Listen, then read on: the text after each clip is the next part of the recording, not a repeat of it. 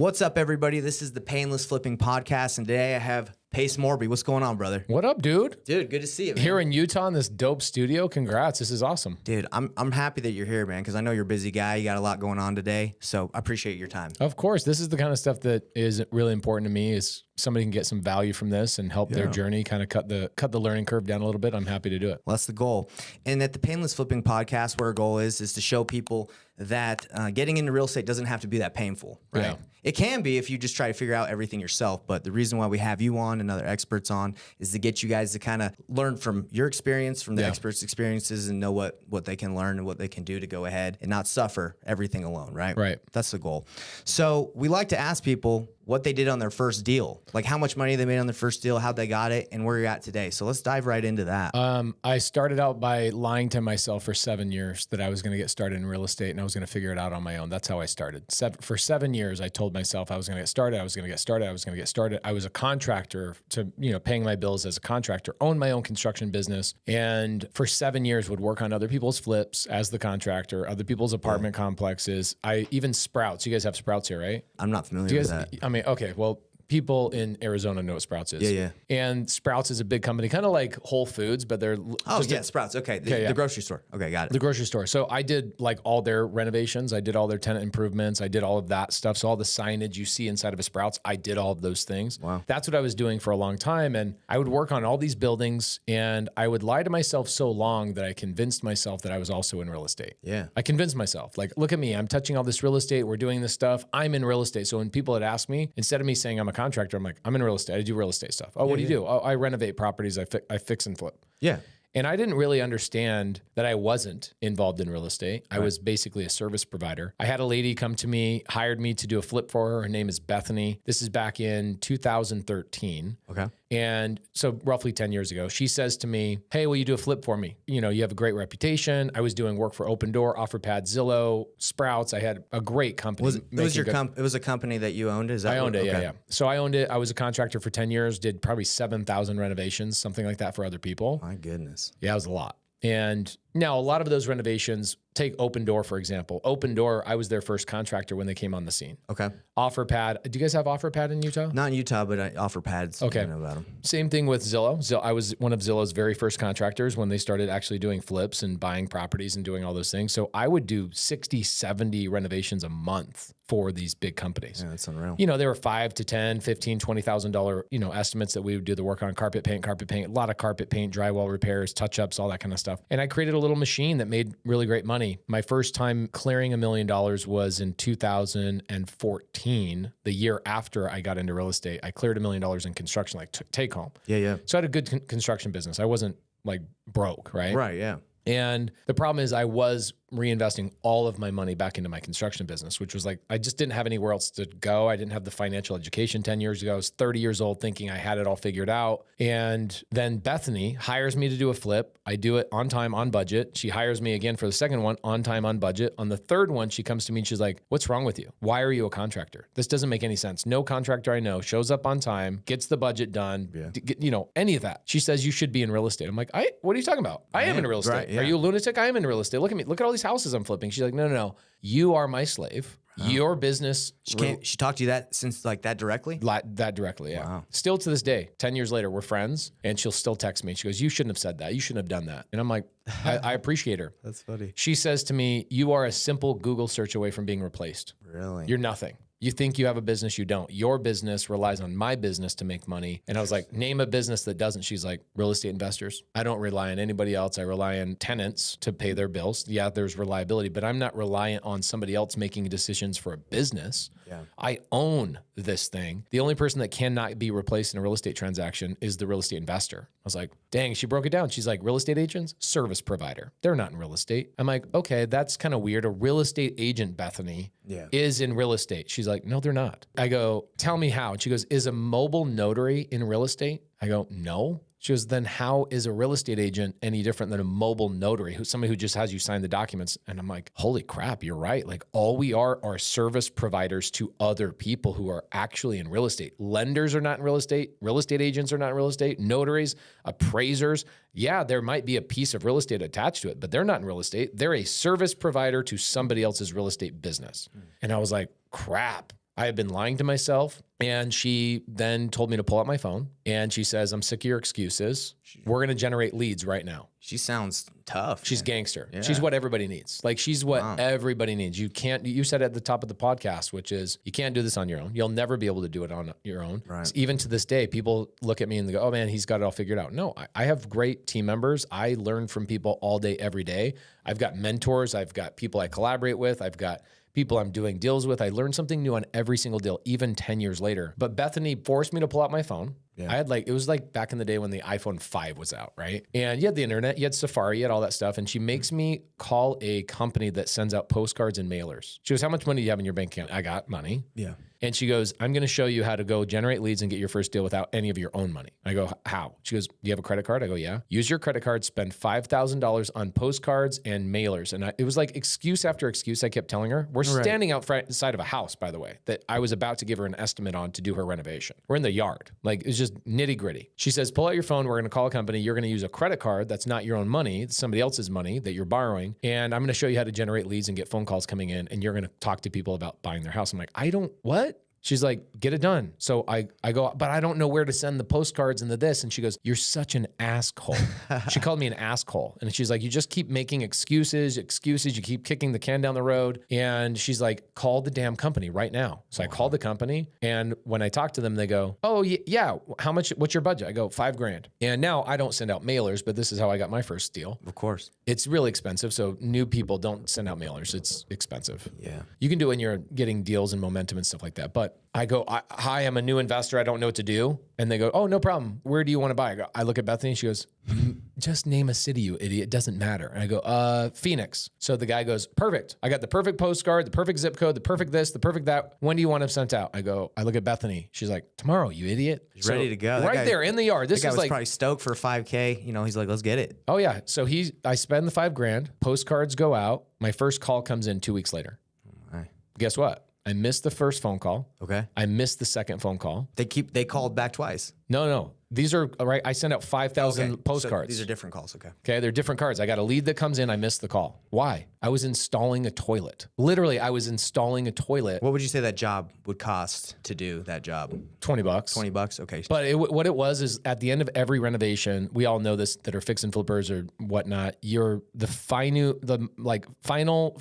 minute details are the hardest part for people to get done. Yeah. So I would go in and do the cleanup work after all my guys. I'd be like doing the blue tape and whatever else. I bet you hated that, huh? I loved it. You like doing the little details? That's the problem. Okay. The problem was I really loved being a blue collar guy and putting my hands on stuff. Yeah. And I couldn't get myself out of it. So I was installing a toilet. My first lead comes in 2 weeks later. My phone's in my back pocket. I'm like, oh, I'll answer it later. It's probably a customer for my construction company. It wasn't. It was my first lead that I spent $5,000 on. Wow. Then about an hour later, I get another lead. I missed that call too. Then at nighttime, my wife asked me that night, I get home, she goes, hey, have you started getting leads from the postcards? And I go, yeah, I got 2 leads, I think today, but I'll call them back tomorrow. And she's like, you are so dumb. You won't wait 15 minutes to go to a restaurant that has a 15-minute wait. You'll go to the next restaurant. Right. Do you think these people calling to sell their house to you are going to wait a whole day for you to call them back? And I'm like, you're so right. So this is like 8 o'clock at night. And my wife says, pull out the phone and call the damn people. And you got a bunch of women that are just helping you out, man. Look at my company now. Like it's amazing. All my badasses are women. So that's awesome.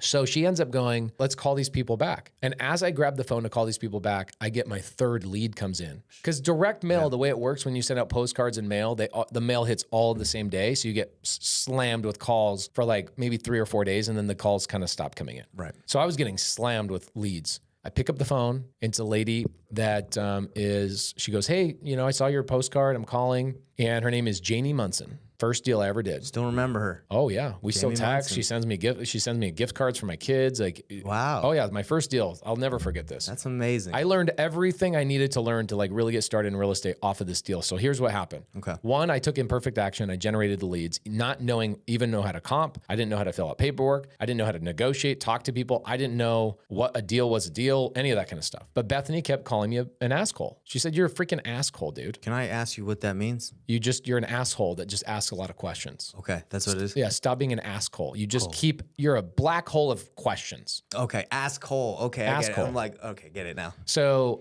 she just kept calling me an asshole. Take the action, shut your mouth and take action, shut your mouth and take action. You're not going to learn any of this unless you just go out and screw up. And she was the first person that told me it's not just okay to screw up, it's a requirement. And I was like, interesting. She's like, have you ever had anyone talk that directly to you? It sounds no, like that's why I was like, being a little sissy and didn't get in the business because I needed somebody to yell at me and tell me I was an idiot. Like I would even say most mentors, coaches, whatever, like aren't even that aggressive or that straightforward. Yeah, and she was really smart because here's how this benefited her, I'll tell you. So she saw something in me. I was a guy that showed up. I did the thing. I was consistent. She's like, that's literally all you need to be successful at anything is you just show up, right? Yeah. Everybody else is just dumb. Yeah. I mean, we all walk around. Be consistent, yeah. We walk around the world. We know people like surprise. You look at people like, how do you live your life? Yeah. How are you making it? How are you making it? And so she's like, you show up on time every day. Like you're going to be in the 1%. You're just putting all your eggs in the wrong basket. You're putting them in construction. She must be seeing so many people that are just like not getting on time. And think about every contractor you've ever dealt with. Oh yeah. It's a nightmare. You don't even know if it'll get done. Right. So she meets one contractor, shows up early, gets the job done. I'm polite and customer service through the roof, all these things. She's like, you're in the wrong business. Right.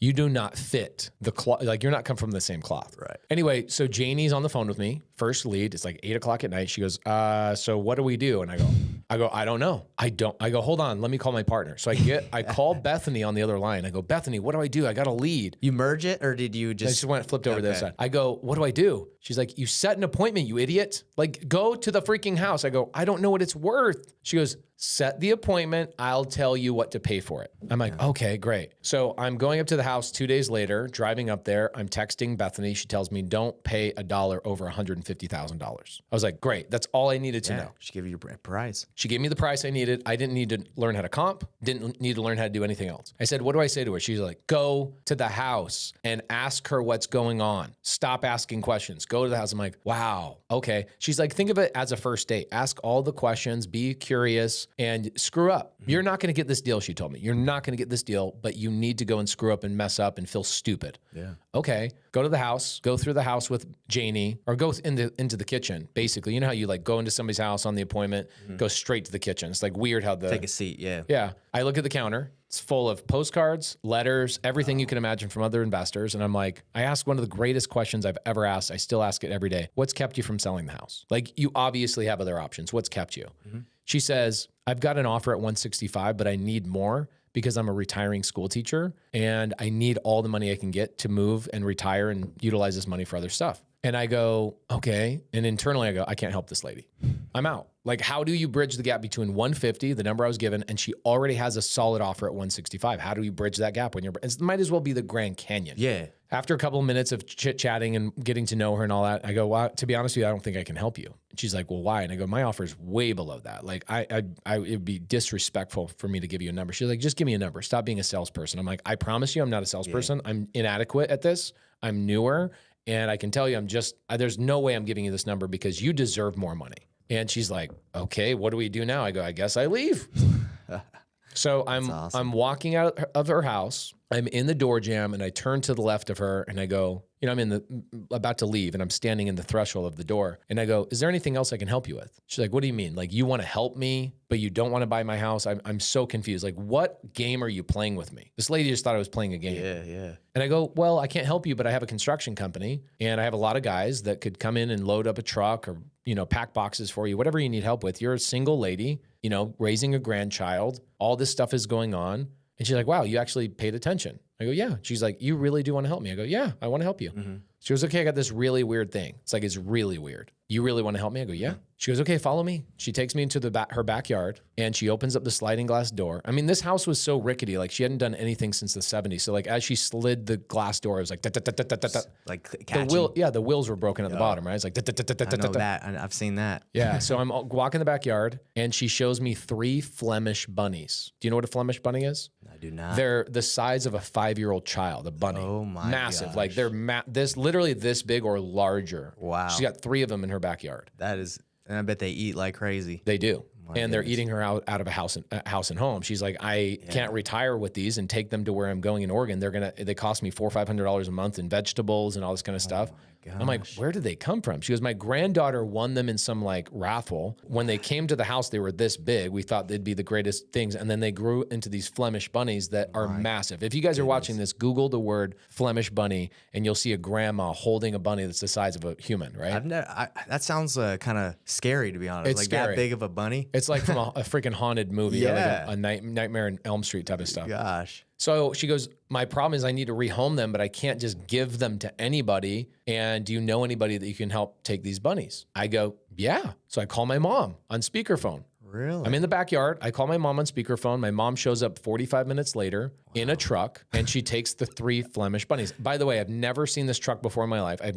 My mom's just a resourceful gangster. She had 12 kids. She's just a doer. She shows up. Janie, great to meet you. Let me take these bunnies. I'll find somebody at my church that will take them. We have a lot of people out there that have farmland. We'll find a great home for these bunnies. Amazing. This lady's like crying. Oh my gosh. Come to find out, she already retired from the school district a year and a half ago prior, but was so afraid of letting go of these bunnies. It sounds silly. Yeah, no, this is real stuff. But she'd been putting off selling her house for a year and a half until she figured that out. Like that was the underlying problem. That was it. That was the problem. So I go, all right, sounds great. My mom leaves. I then tell Janie, I go, all right, good luck selling your house. She's like, you're literally not going to give me an offer? I go, Janie, my number's way too low. It's not going to make sense. She's like, just throw out a number. I'm like, I'm not going to even throw out a number. Yeah. Wasn't playing games. Literally was not playing games with her. I just did not know how to get down to 150. Didn't know how. Of course. So she's like, all right, great. And I go, if you need anything else, let me know. 2 weeks later, I get a call from her. And she says, hey, today's the day I'm making a decision to sell my house. It's on my calendar. I gave myself homework just like I did with my school children that I taught. I gave them all homework. And my homework says I have to make a decision on who I'm selling the house today. And I made the decision I'm selling the house to you. Wow. I go, I haven't even given you a number. And she says, whatever your number is, I know I can trust you. And I go, why? She goes, because I thought you were playing me this whole time. You haven't called me in 2 weeks. You truly did not. Thinking about you. Oh, she'd been thinking about it. And she said, I met with 15 people before you and 15 people after you. And you were the only person in 30 people that actually asked me, is there anything else I can do to help you? She says, you're the kind of person I want to do business with. And I said, my number's significantly lower. Okay. And she goes, what are we talking? Like 120 grand? I was like, no, 150. She's like, come up here. I'll sign the documents. Wow. I don't know how to sign paper. I don't even know where to get a contract from. Yeah, for sure. So who do I call? Bethany. Girl. Yeah, Bethany. I call Bethany. Bethany's like, great, come pick me up. We'll drive up there together. So I get in the truck, drive up there. She walks through the paperwork with me. She talks to Janie. This is what we're going to do. Here's the steps. We got 3 weeks of escrow. We got this, and this. And I'm sitting here going, how am I going to come up with $150,000? Like I had no idea about hard money. Yeah. I didn't know how to wholesale. I didn't even know what the word really wholesale meant truly. Of course. So we leave the appointment. And Bethany says to me, that was one of the most valuable lessons you'll ever learn in real estate. And I go, what? And she says, it's never about the house. The reason this lady sold to you is because you found her bunnies. You found her problems. Yeah. You found the thing that nobody else was willing to even uncover. And now I look back at my real estate career, we have 2,100 doors in our portfolio. I've literally never had a deal that we didn't uncover somebody's bunnies. And we got somebody in the live studio today. I was telling Landon Moore a couple of days ago, like the more you're in this business, you want to go back to the basics over and over and over to remind yourself it truly is like, what is the actual pain? Yeah. Stop trying to negotiate the deal, find the pain. The rapport will usually work it out for you. And what Janie said is, she says, not Janie, but Bethany says, I want you to remember for the rest of your real estate career, you need to find the bunnies. Whenever you're having a hard time on any real estate deal, go, have I found the bunnies? Have I truly found the bunnies? And I go, okay, this is a great lesson. I appreciate it. But what the heck am I going to do with a $150,000 contract? She goes, you're going to assign it to me, you idiot. I go, assign it to you? What does that mean? She, oh my gosh, have I taught you nothing? I go, we've never talked about assignment. She's like, okay, what we're going to do is this contract, you're going to sell it to me. I'm like, how is that even possible? So she walked through an assignment contract and she bought it from me at $175. Wow. I go, you would have paid $175 this whole time and you told me I went through this whole thing. She's like, did you learn stuff? I go, yeah. And she goes, this is why I'm a good mentor, is because I force you to learn the things you have to learn. So I made 25 Gs. It's amazing without even having to pick up kind of the tools that you used to, right? Having to do the construction. Nothing. And basically the way I looked at it is I made about $7,000 an hour that I put into that one deal, $7,000. It was like 3.5 hours I spent on that deal. Made 25 Gs. Incredible. And I'm like, where have I ever spent 3.5 hours of my life, like actually on a deal, anything that I've made 25 grand? Never happened. Right. So I did that Pretty deal. generous of her too, right? She could have came in at you and kind of got a 160. Well, you know what's funny? Or... Here's how bad my mindset was. I made 25 grand. I was like, that's amazing. I immediately thought, I'm going to take that 25 grand. I'm going to put it in my construction business and I'm going to reinvest in my construction business, buy more equipment, hire more people. Yep. And so I go, this is amazing because now I get to do the renovation on the property. She's like, oh no. You ain't touching it, buddy. You're fired. I just taught you how to get a real estate deal. And the first thing you can think of is how do you get in there and do the renovation? Like think about the mindset of what I had 10 years ago. Of course. So blue collar, I'm going to go after and do the renovation. She's like, I just taught you how to find, negotiate, get a contract, assign it, make $25,000. And your first thing is you want to get back on the construction site? What the hell is wrong with you? Wow. She wasn't wrong. It took me 3 more years to, I did hundreds of deals. I was already building a brand around myself, but for 3 years, I kept running my construction company simultaneously while doing my real estate business. Got it. And built a portfolio of like 43 rentals during that time using creative finance. I learned creative finance within 2 weeks of starting in this business. Amazing. Which is amazing. Most people go through like 10 years of just forever, wholesale and burr strategy. What it was is I had a lady named Eileen Brown. It's always a woman for me that's changing my life.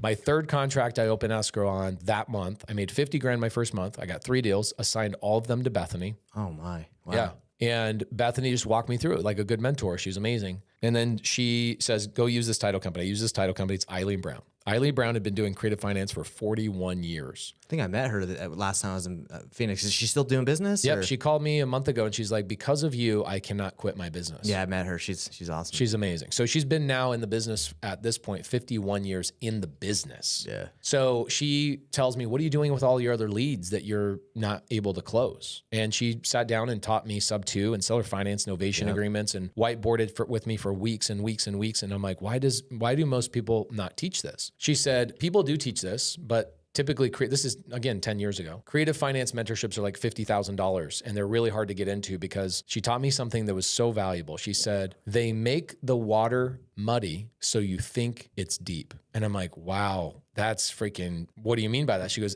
everybody makes creative finance seem so challenging so it keeps you away from it. Really? She says, I've been waiting for somebody to come in and normalize the conversation around creative finance. And I said, Eileen, mark my words, I will be the guy that will normalize creative finance in the United States. Really? And I will shout your name from the rooftops over and over and over and give you all the credit. You're doing right now. It's what our whole community is doing. It's been amazing watching our community lead every single state in terms of creative acquisitions, and title and escrow officers are like, we love your people. That all came from Eileen Brown. Actually, Bethany Willis taking an interest in me, becoming my mentor, walking me through step by step, because I'm an idiot. We're all idiots. We need somebody to walk us through step by step. She then, what was funny about Bethany, and she said, you don't need me anymore. You need somebody bigger. I'm a small player. I'm like, don't leave me. Yeah. She's like, nope, you got to go hire another mentor. It's time. And then after that guy, 6 months, hire another one. After that person, hire another one. You'll never be done learning. She says you should spend 10% of all your income from your business reinvesting in yourself, going to seminars, reading books, going to masterminds, this, that, and the other. I'm like, what's a mastermind? Didn't know any of this stuff. Yeah. It's all new world for you. Whole new world. And that first year I made $500,000 take home. But I was also making $1 million a year as a contractor. So you can see my conflict. Yeah. My conflict was like, well, how do I let go of this to focus on this? The way I went full-time in real estate was years later, finally I had my biggest client file bankruptcy in my construction business, and I lost everything in my construction business. He owed me millions of dollars. Really? I lost everything. I had to sell all 43 of my rentals to recover from it, and I had to start all over. What year was that? 2018. He lost everything and it affected you. Wow. Oh, affected. I was pouring money in his job, so he wasn't paying me on my construction until he sells the house. So I would front all his construction. I mean, we're doing 10 houses a month. Yeah. Talking millions of dollars. He filed bankruptcy on $16 million. And that means when he files bankruptcy that he everything he owes me is gone. And he doesn't have to pay you back or anything. Never, nothing. No payment plans, nothing. He filed Chapter 13. He's done, gone, bye. Gosh. Me and 42 other people lost $16 million combined. Yep. So, but it was the greatest thing that happened to me. It came on September 20th, 2018. Did you feel like that though when it happened? The greatest thing that ever happened to you? I think at that point I was mature enough and I had momentum enough that I go, this was Heavenly Father, God, the universe, Buddha, whoever you guys believe in, telling me I was an idiot for the last 4 or 5 years. I wasn't focusing on the thing I was getting really, really good at. Gotcha. My mindset was I believed in other people's businesses so much that my construction company was this mindset of other people are going to take care of me. They're going to go buy houses and I don't have to worry about if I screw up in my real estate business. Got it. And finally, the universe is like, we're going to make you lose everything. So 64 months ago, I didn't even have $2 to rub together. Wow. Lost everything. I didn't file bankruptcy and I rebuilt it. And in 64 months, we now have 2,100 doors in our portfolio. Did selling everything, did it get you like break even, or were you still in debt after you sold all your rentals? And it got me to break even. Basically, what I used those rentals for is I called Jamil. This is an interesting part of the story is I did my first 100 deals without ever comping a property.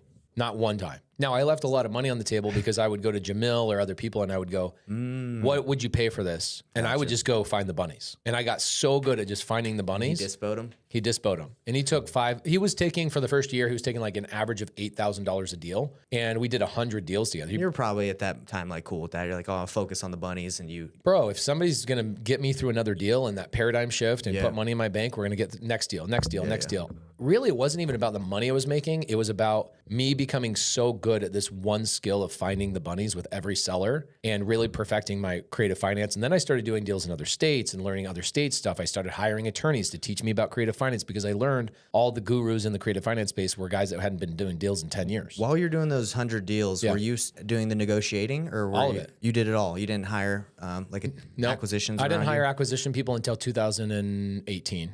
I linked in with my partner, Cody, at the time. When I went full-time, I said, all right, I'm gonna go full-time real estate. This is literally 5 years ago. Yeah. And I need a partner. So I brought on a partner, Cody Barton. He's amazing. He's the counterbalance, right? I'm the visionary, big idea, go negotiate, close deals, raise money, do all the things, attract talent to our company. He runs the back end, the employees, all that kind of stuff. And so we hired acquisition people. We had them for like 3 years. And then about 2 years ago, I'm done with acquisition people. Right. That's one thing I've noticed is when you were doing the negotiating, you were probably extremely good. Obviously, you're good at finding the bunnies. But when you try to scale that out, sometimes those people don't. They just want to, it's just here's the thing. It's an acquisition-minded person. Yeah. What does that mean? They all want to own their own business. And so what happens is in that, like my title and escrow business, my escrow officers that I have on the team, they'll never leave the company, right? They'll be there for 35, 40 years. It's not in their blood. That type of demographic does not go, okay, I figured it out. I'm going to go start my own title company. Very rarely does that happen. In acquisitions, it's like the opposite. It's like very rarely will you have somebody go, well, what do I need you for anymore? Yeah. They're not like, oh, I want to work acquisitions for you for the rest of my life. Nope. They want to own their own thing. They're watching my YouTube channel. They're watching Jamil and Jerry's YouTube channel. They're watching podcasts like this. And they're like doing acquisitions for me in the day and then working their own deals. My last, I could talk about this for hours. Of course, yeah. But I had acquisition guys that were working for me Monday through Friday, and they would come into the office on Saturday and Sunday and act like they were working for us and like catching up on hours. They were just calling my leads on Saturdays and Sundays for their own business. My gosh. This went on for like 6 months, and I'm like, I'm done with Americans. Yeah. So now I have nothing but Filipinos on our acquisition side. Now, on my multifamily business, we now have a little over 1,000 multifamily doors. I have a full-time team, 6 people. Multifamily is very different because I can give my multifamily acquisition guys a portion of the equity on the deals, and they're large enough deals that they make sense for those guys to stick around. They feel like they're building something versus you know. And I'm not involved in that business at all. I mean, I am. When we're raising money for the fund, I'll raise money for the fund, but that business, it's a 6-man team. We'll buy $40 million in real estate this year just on that team. We just launched it maybe 8-9 months ago. And then this year in 2024, we'll probably buy another $80 or $90 million in real estate. My goal with that business is to have $10 billion in assets in the next 15 years. Okay. With just that team. It's incredible. Yeah. To what end? Or do you have like, once you get that, do you want to do it more? Or is it for some sort of goal you're trying to accomplish? Like the goal is to be worthy of somebody. I want to be worthy of obtaining $1 billion, not get $1 billion. Okay. I want to be worthy of it, which means being a great leader, having employees and team members that their lives are enriched by us. I mean, it's every time you hire somebody. I've been telling this story the last couple of weeks over and over. I had an employee named Alyssa sends me a group chat with all of our leaders. She says in the group chat with, hundreds of people, she says, Pace, thank you for dreaming so big that my dream can live with inside yours. And I was like, wow. That's powerful. So when people say, what are you trying to do? I'm like, I have a responsibility. I have plenty of money. I have plenty of assets. I don't need to make another dollar as long as I live. I'm good. I mean, we have $450 million in real estate in our portfolio. Yeah, you're good. I'm good. Yeah. Like, think about if You're good a long time ago. I was good a couple of years ago. Yeah. Yeah. Like maybe nearly 4 years ago. Yeah. Yeah. So the goal obviously changes because you want to hire more people and help more people and all that kind of stuff. But you realize you were put on this earth at some point for a purpose. And the purpose was not just to take care of your family. At some point, it's like, that box is checked. I'm done. Yeah. What do I need? My wife can only drive one car. She can't drive 4 cars at a time. Okay, so we don't need more cars. We don't need more houses. We don't need more whatever. And really what it was is realizing people are making decisions to have babies, get married, buy their own houses, go on vacations, invest their own money in other things because your stability in your business that you built. Yeah. And you go, okay, I have a purpose here on this earth. Somebody put me here, take care of your family as quickly as possible, then quickly go out and try and take care of other people's. Wow. So when I have a family meeting in my family, we're talking, my kids, 16 years old, 5 years old, a 2-year-old daughter, she has no clue what's going on.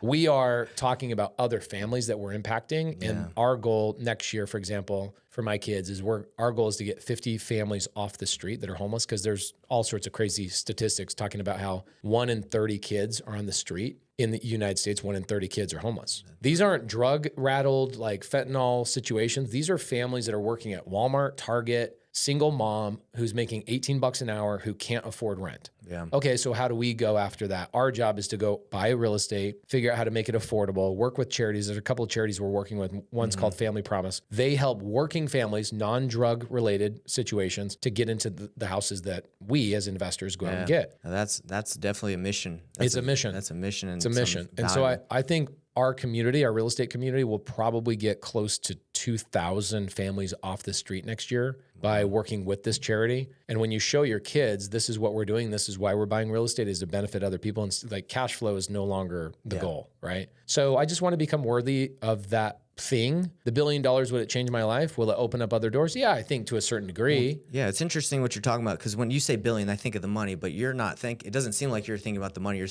saying, what could that help accomplish when I get that? Like, kind of, but like also the best people I've acquired on my team and attracted to my team were when I did some sort of personal development. I learned how to be a better leader. I learned how to do this. I got rid of a bad habit. I got rid of some bad branding or something that wasn't really in alignment with other people. And I fixed things in my ecosphere. And all of a sudden, magically, the best people start going, hey, do you have any open positions? I'm like, why was it so hard to hire people for all these years? And now it's like people are clamoring to come work for us. Personal development. Yeah. And as we work on ourselves personally, all of these other opportunities that you didn't even think existed start coming to you. So really saying, I want to be worthy of $1 billion is just saying, I want to be worthy of being a leader that attracts amazing people, amazing opportunities, open doors I don't even know exist. It's basically like unlocking a secret level in a video game you don't know exists. You know there's a secret level. Yeah. But you don't know what it looks like. And so I know there's a secret level that I'm not aware of. I just am not worthy of that level yet. And people...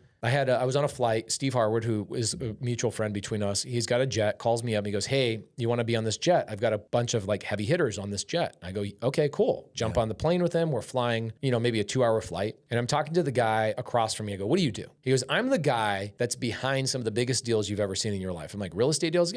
Kind of. He's like, I'm the guy that's taking the Anaheim Angels and getting them to move to Vegas. I'm like, what? That's a big deal. Yeah, that's like not something you learn in school. Is that a job? Exactly. Well, I didn't even know that existed. And he said, he's here in Utah. That's amazing. And I go, is that all? He goes, no, I'm negotiating with this senator to do this for this state that will allow for this big thing to be built and blah, blah, blah. I'm like, so what's your job title? He goes, I guess I'm like the fairy godmother to a lot of people. Wow. I go, where have you been my whole life? What a great, amazing relationship that I've been able to obtain today. Thank you so much. I'm so glad we bumped into each other. Mm-hmm. I go, where were you my whole life? He goes, you probably are going to be offended by this, but here's the answer. You didn't deserve to meet me until today. He said that to you. Oh, yeah, straight up. He said, not with pride, I'm assuming. He probably was a really humble guy. He said, you must have been learning or working on your leadership that allowed somebody to invite you to be on this plane. They thought you were worthy of this, that then put you in the same situation. He goes, I'm asking the same question. Like, how am I, so lucky to meet you? He's like, because we're personally developing and we finally showed people leadership and showed this and showed consistency and wherewithal long enough that people go, oh, that's somebody I can invite to a thing and a gala and a charity thing and a blah, blah, blah. Next thing you know, you're in rooms that have nothing to do with real estate because somebody invited you because you showed them something that you developed on yourself, leadership. You went to a seminar, you read a book, you got better at this, you acquired better people, you solved a problem, and people, and at one point I was like, I'm just getting in this because I just want to get a deal. Yeah. It's amazing.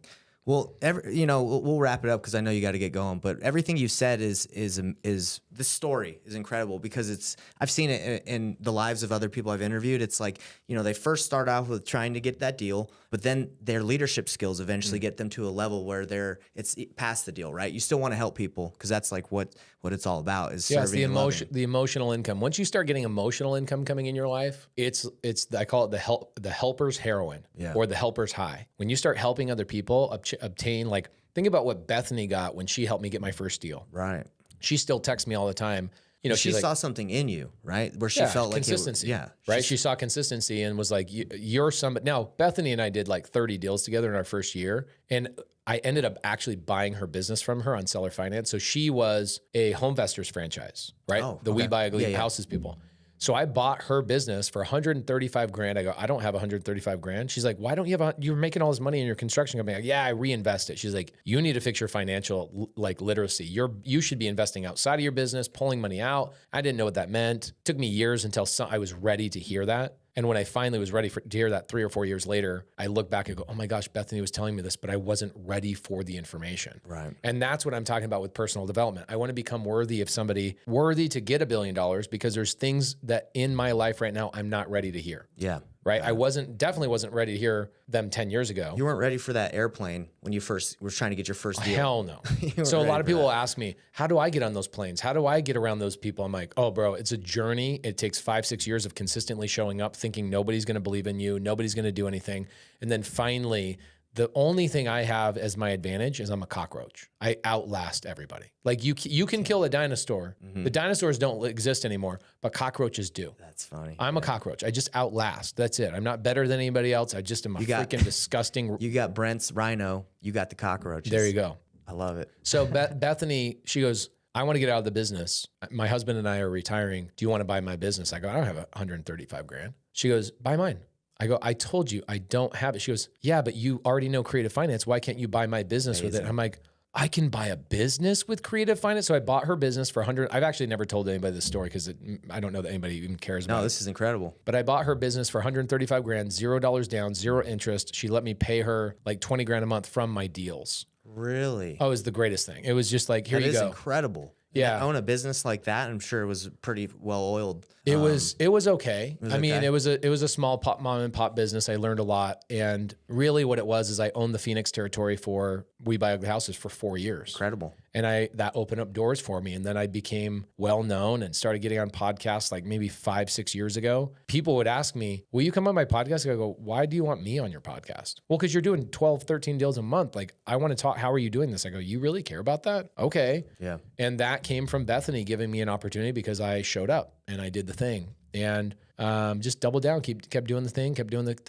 thing, still to this day. It's all I'm doing. Like, I'm here in Utah right now with Landon Moore, who I referenced a couple of times. I don't know if the camera can see him, but I'm just flying around the country, just buying deals with people now. Incredible. It used to be an Arizona thing. Now I'm like, okay, 30%, 40% of the stuff I'm buying is in Arizona. Now everything else is all over the country. I'm in 21 states and made the decision today that I think I'm going to pause on single family for probably a year. We just started buying RV parks and like 50 unit to 150 unit multifamily stuff, all in creative finance. So I think I'm going to focus on that for the next couple of years and really just I think what's going to happen in 2024 is interest rates are going to come back down. And I think the market, anybody that's been holding properties, like a guy like me, 2,100 properties, 2,100 doors, what's going to happen to the value of my properties? They're going to go up 10, 20, 30% maybe in the next 24 months, I hope. Yeah. And if they do that, I'll refinance out $40, $50 million, put it in a lending business, just rinse and repeat, do it again. Amazing. And you know how it is. It's like, you just got to show up every day, do the crap. I see the biggest problem with a lot of people is they go, oh, wow, I found something that worked. I got 4 or 5 deals. You know what they do?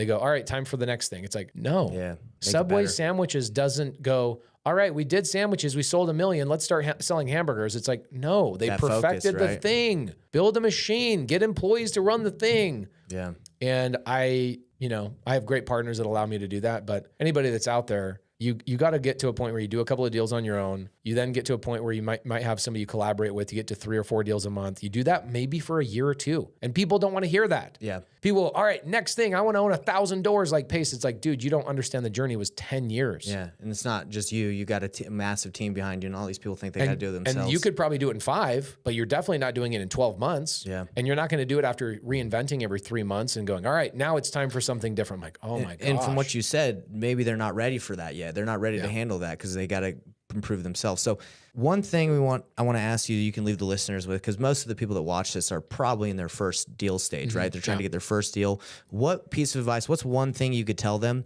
Because we have talked a lot about leveling up, right? Who you are so you can handle that. What's one thing someone could do, actionable item they could do today or this week that could help them begin that trajectory towards, leadership, towards leveling up? All right. So when I was a contractor, one of the reasons I couldn't get into real estate for 7 years wasn't because I didn't have books or YouTube or these things or 3-day seminars, stuff like that. I had all of those things. But what I didn't have was an actual friend. I didn't have somebody that I could collaborate with. It's like, remember when you were in high school and your parents would be like, all right, your freaking, curfew is at 10 o'clock at night. Yeah. You'd show up at 10:30, 11 o'clock. Oh, Mom and Dad, I'm so sorry. I lost track of time. You ever tell your parents you lost track of time? Of course.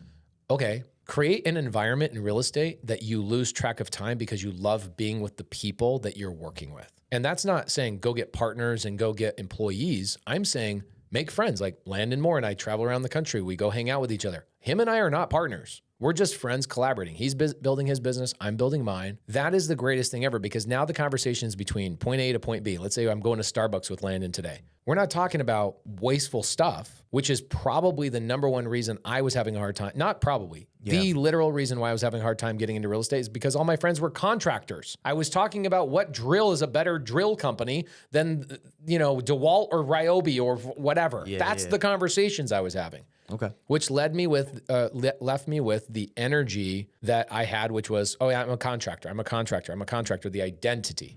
So what I would do is I would go to meetups. I would find people. Guess what? How did you make friends with the people you went to high school with that you ultimately lost track of time with? Spend time with them. You spend time with them. You sports, lockered next to them. Your sports, whatever. The way we do it now in real estate, it's meetups. Same thing. Go to a meetup, link in with 5 people. You'll like one of them. Go to another meetup, do it again. Another meetup, do it again. 120 days later, 4 months later, you'll go, I got 5 badass friends that I love spending time with. They're all doing a couple of deals a year or a couple of deals a month. And then guess what? Your job is to then try and level them up by saying, let's do more deals together. Let's do this. Let's do that. A year later, if some of them fall off, your job is to refill them with people that are bigger than you. I'm at dinner with Grant Cardone.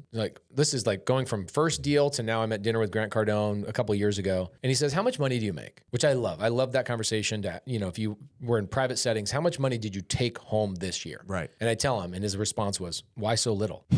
Should roast you. I go, damn. All right, Bethany, just punch me right in the face. Yeah. And he goes, I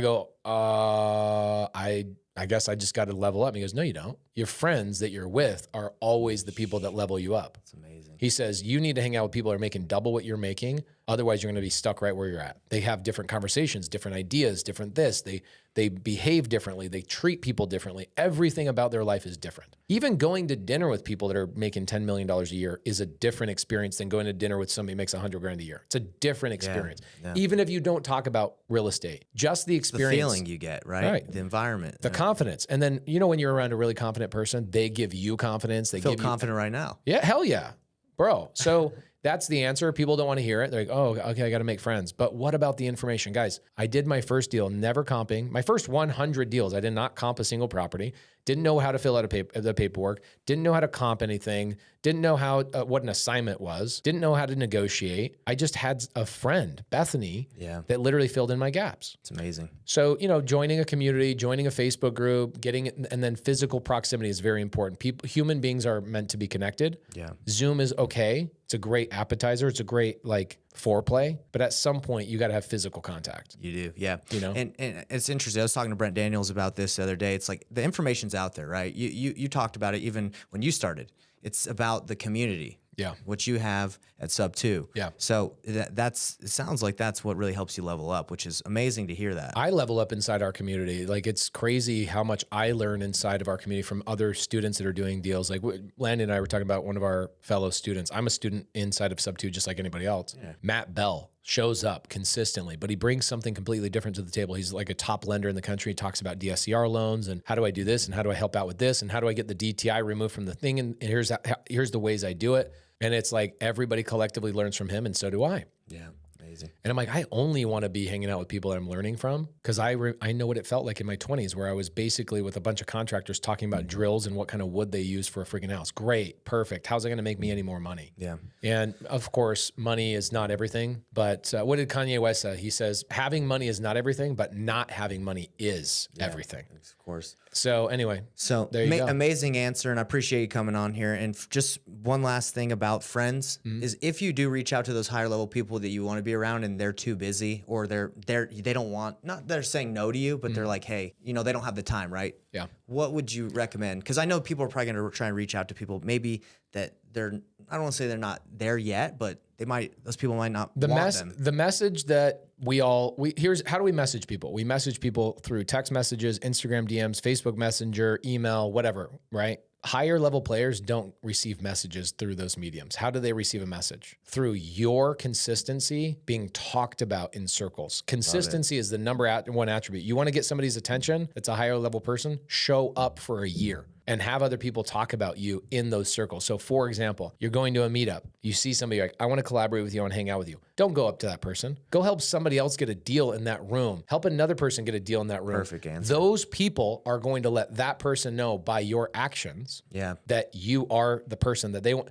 Turn it around on them and go, oh, I had a text message. That's a perfect answer. I love it. I've never talked to Sean Whalen. You know Sean Whalen? Never talked to him. Okay. And today he sends a text message to me and he goes, dude, I am just so curious who the hell you are, because everybody won't stop talking about how you're helping their business. You're doing this, you're collaborating with them. Why have we not collaborated? And like 3 years ago, somebody goes, hey, do you want me to put you in touch with Sean Whalen? And I go, no, because that's a referral. The only way I want to message him is through my reputation. I want my reputation to be the message he receives. Yeah. And that's the message I got this morning from him. He's like, your reputation, it took me 3 years. That's the problem. Everybody wants to be part of the outcome. They don't want to be part of the process. No, that's the best answer I've ever heard for that, because a lot of people, they'll make that DM, that direct, they expect it to happen like that. But go help someone's community. Be a shining light in sub 2, right? And so you hear about them. I'm sure you're going to talk to those people, right? Or reach out. So no, amazing. Well, hey, bro. Bro, thank you for having me. Appreciate you. Thanks for coming on, and see you next time.